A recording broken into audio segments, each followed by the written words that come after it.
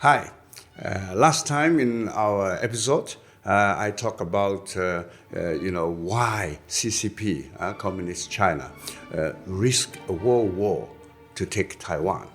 Today, I would like to share with you my opinion about if CCP is able to take Taiwan. Okay, they want to take, but to want to take and able to take is two different things, right? So, but before, again, I would like to remind you, check your subscription is still working, yeah? And at the end, don't forget, if you would like to click the like, then do it, yeah? And of course, support us if you would like so.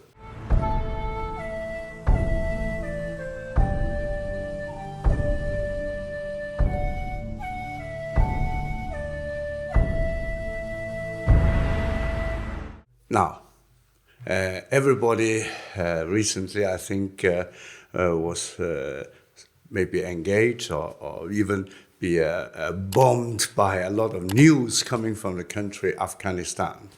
Now, and the Chinese propaganda, for example, this Global Times, their mouthpiece outside China, was spreading such theory.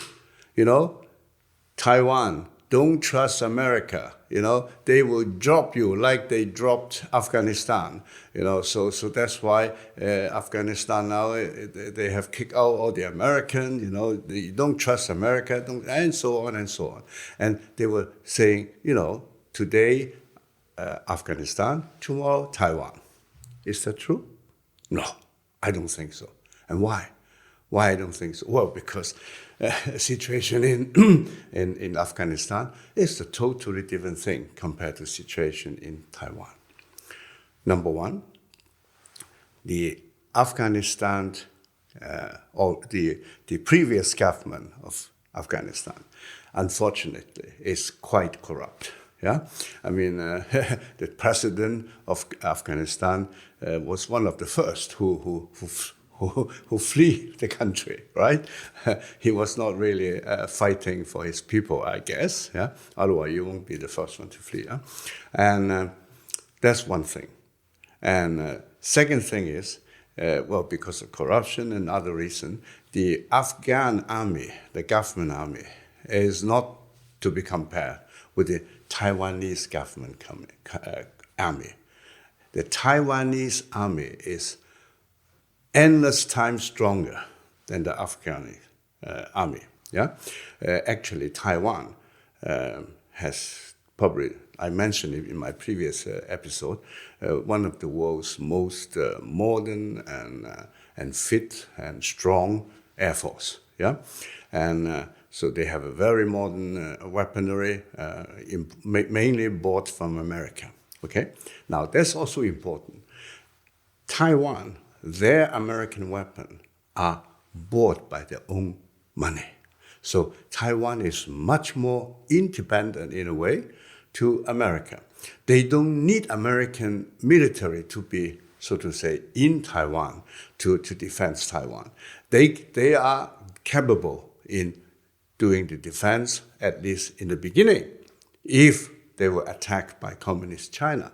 And of course, they will ask for help from America. Yeah, but the Communist army would take a big risk of getting heavy casualty because Taiwanese army is not Afghan army. You can't just compare.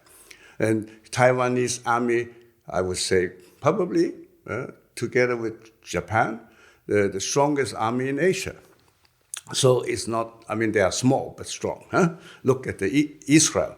Israel is also pretty small, but a very strong army. See, not many people manage to crush Israel.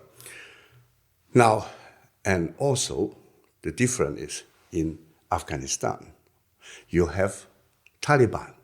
Yeah? You have Taliban, a terrorist organization, well-equipped, financed by CCP.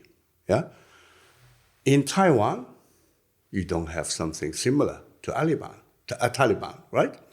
But I have to say that Taiwanese people still have to be careful because in Taiwan, there is some sort of infiltration from CCP, not to finance and equip a terrorist organization similar to Taliban. That is not the case in Taiwan, but they do have a lot of infiltration so that they control a lot of media, spreading information favorite for the communist China. So Taiwan has to be careful. Infiltration in Taiwan is actually pretty much not only media, but also in politics and probably also in economy. Yeah, so they have to be careful. But it's still not comparable to have a terrorist organization like Taliban in the country, right? So it's, there's no comparison. On that sense, I would say no. It is very difficult for communist China to occupy Taiwan. Very difficult, because Taiwan is ready from the very first moment to fight back with a strong army. And actually, as I'm informed, Taiwan is not just has been strengthening their defensive weaponry. They also understand sometimes offensive is the best defense. Yeah, attack is the best defense. So they also have a rocket which can reach the military bases on the other side of the water in communist China to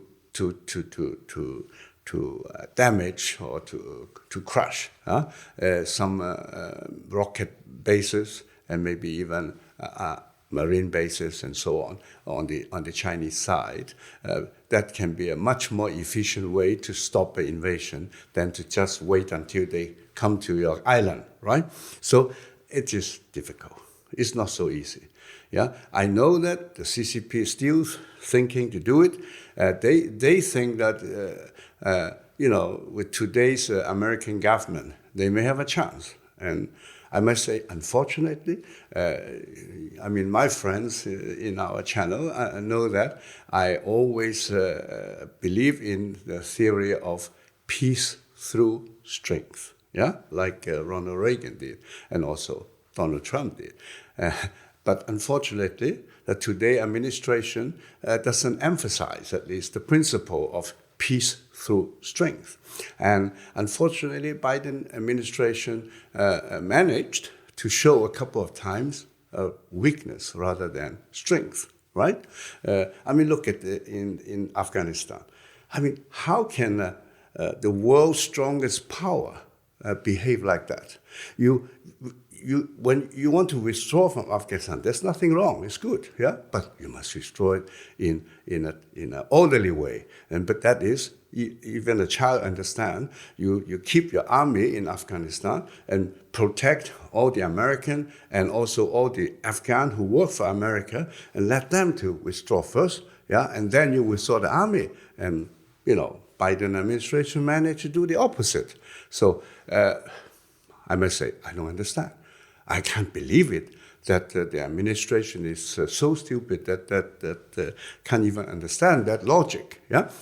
Another weakness is after they withdrawn, the Taliban took power within 2 weeks or so. Yeah, and everything is under Taliban control. And then Joe Biden administration, the State Secretary Blinken, called the Chinese Foreign Minister Wang Yi and asked him, please help us to tell our Taliban not to treat American citizens in a bad way. Come on, huh? This is not the American style. Yeah, it's a new style. Okay, but unfortunately, this can be or has been interpreted as a sign of weakness, and that is dangerous because weakness begets war. Strength suppress war and promote peace.